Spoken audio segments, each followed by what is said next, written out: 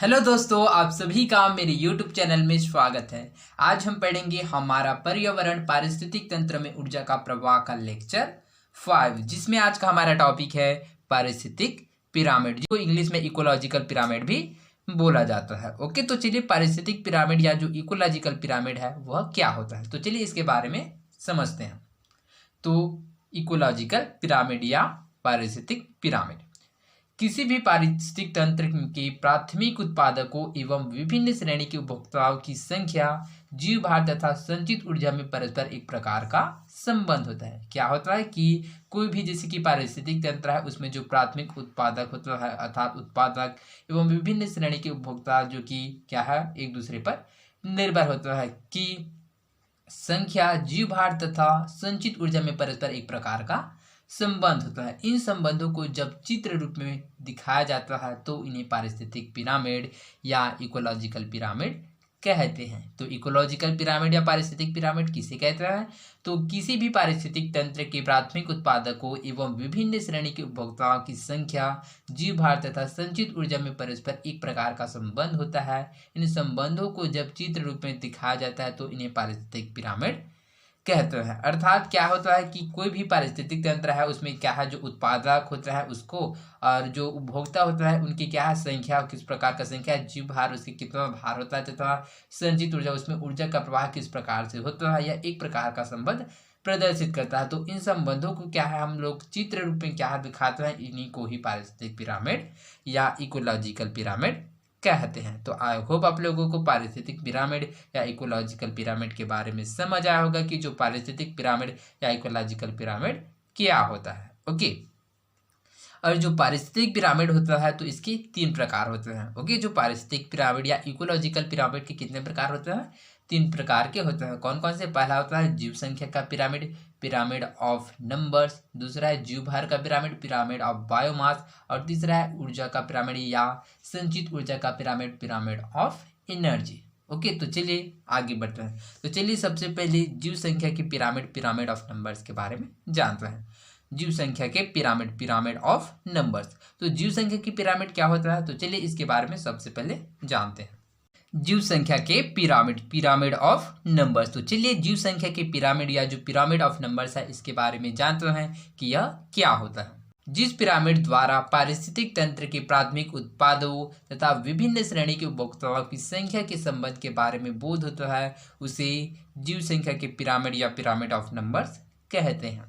Pyramid of numbers या जीव संख्या की पिरामिड किसे कहता है? तो जिस पिरामिड द्वारा पारिस्थितिक तंत्र के प्राथमिक उत्पादों तथा विभिन्न श्रेणी के उपभोक्ता की संख्या के संबंध के बारे में बोध होता है उसको जीव संख्या की पिरामिड के नाम से जाना जाता है। ओके, तो आप लोग याद रखिएगा कि जीव संख्या अर्थात ये जो जीव संख्या की पिरामिड होता है वो किसको प्रदर्शित करता है, किसको रिप्रेजेंट करता है, तो वह है संख्या को। ओके, तो यहाँ पर संख्या से आप लोग याद रखना कि क्या है, यह जो जीव संख्या के जो पिरामिड होता है वह संख्या को दर्शाता है। अर्थात जिस पिरामिड द्वारा पारिस्थितिक तंत्र के प्राथमिक उत्पादों तथा विभिन्न श्रेणी के उपभोक्ताओं की संख्या के संबंध के बारे में बोध होता है उसको जीव संख्या की पिरामिड या पिरामिड ऑफ नंबर्स कहते हैं। ओके, जीव संख्या का पिरामिड का आधार हमेशा प्राथमिक उपभोक्ताओं की संख्या बताता है। ओके, तो अर्थात जो जीव संख्या की पिरामिड होता है वो क्या है, जो उत्पादकों की संख्या को क्या करता है, बताता है।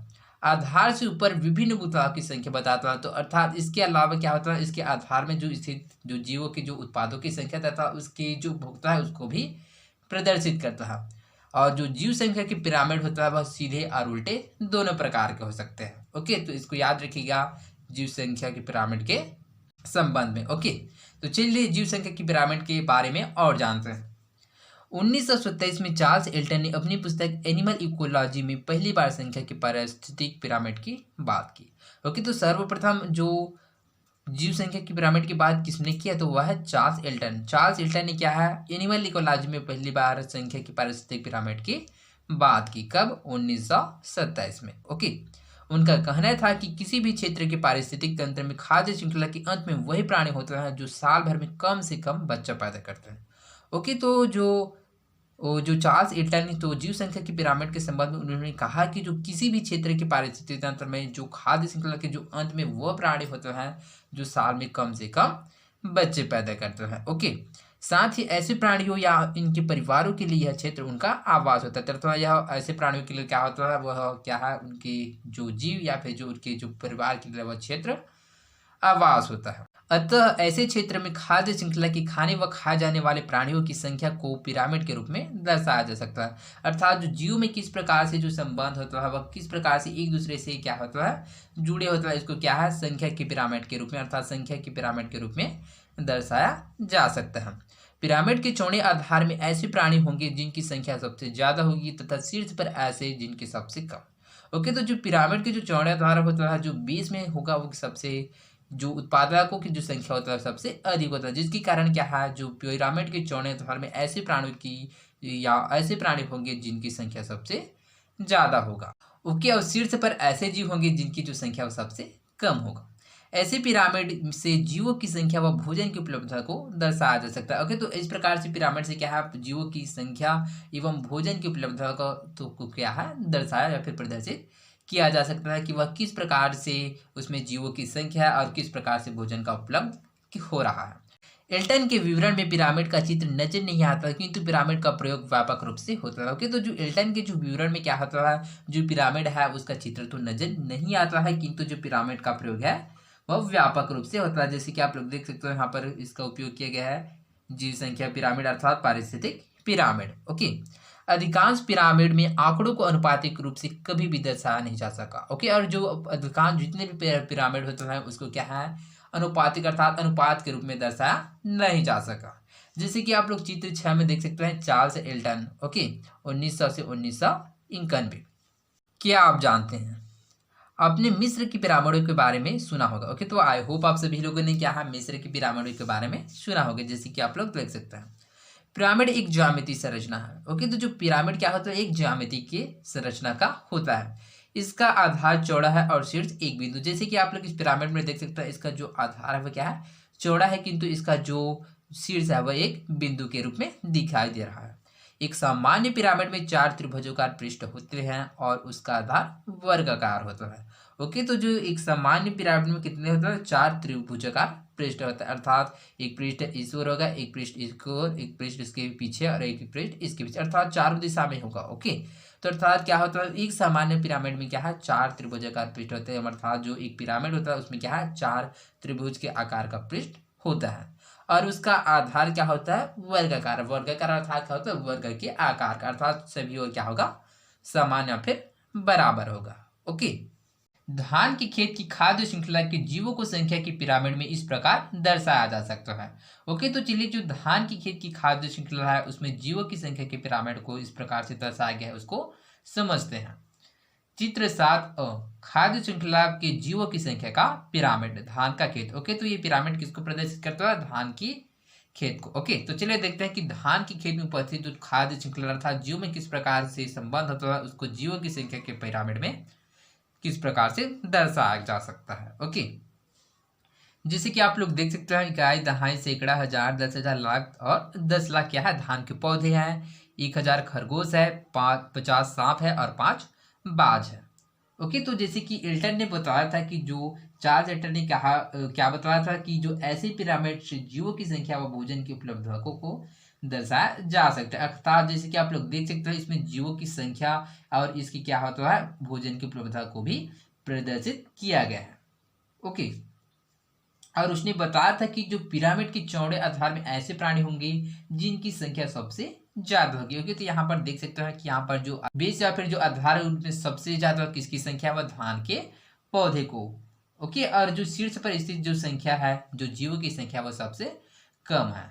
ओके, तो जैसे कि आप लोग देख सकते हैं जो क्या है, एक दूसरे से जुड़े हुए, जैसे कि धान के पौधे, ये 1,000 खरगोश, 50 सांप और 5 बाज। ओके, और जीव संख्या का पिरामिड के हमने डेफिनेशन में यह जाना था कि जिस पिरामिड द्वारा पारिस्थितिक तंत्र के प्राथमिक उत्पादों अर्थात धान के पौधे तथा विभिन्न श्रेणी के उपभोक्ता जैसे कि खरगोश हो गया, सांप हो गए, भाज हो गया, के संबंध में क्या है, उसकी संख्या के संबंध के बारे में बोध होता है। अर्थात जैसे कि हम लोग देख सकते हैं इसकी संख्या अर्थात 10 लाख, 1,000, 50 और 5 इसका संख्या का बोध हो रहा है, उसे जीव संख्या का पिरामिड कहते हैं। ओके, तो जैसे कि आप लोग इसके डायग्राम से जीव संख्या का पिरामिड को समझ सकते हैं कि जिस पिरामिड द्वारा पारिस्थितिक तंत्र के प्राथमिक उत्पादों तथा विभिन्न श्रेणी के उपभोक्ताओं की संख्या के संबंध का बोध होता है, उसको जीव संख्या का पिरामिड कहते हैं।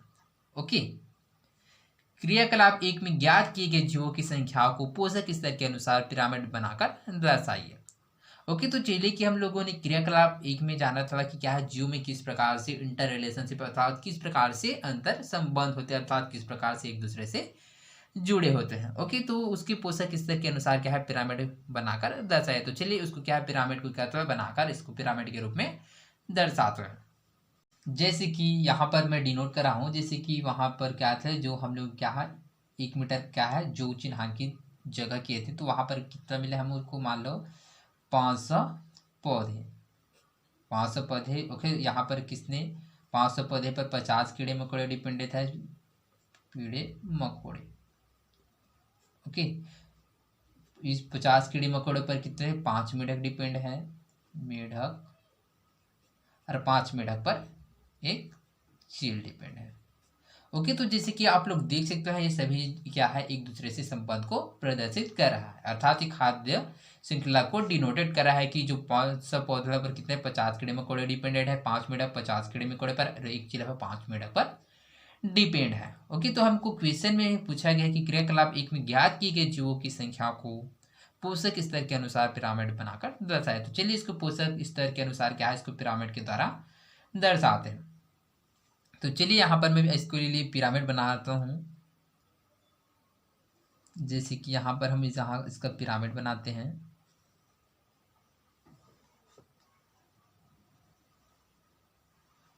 ओके, तो सबसे पहले हमको कहाँ डिनोट करना है पौधे को। पौधों की संख्या कितने सबसे ज़्यादा है, इसको ज़्यादा यहाँ पर क्या आएगा 20 में आएगा।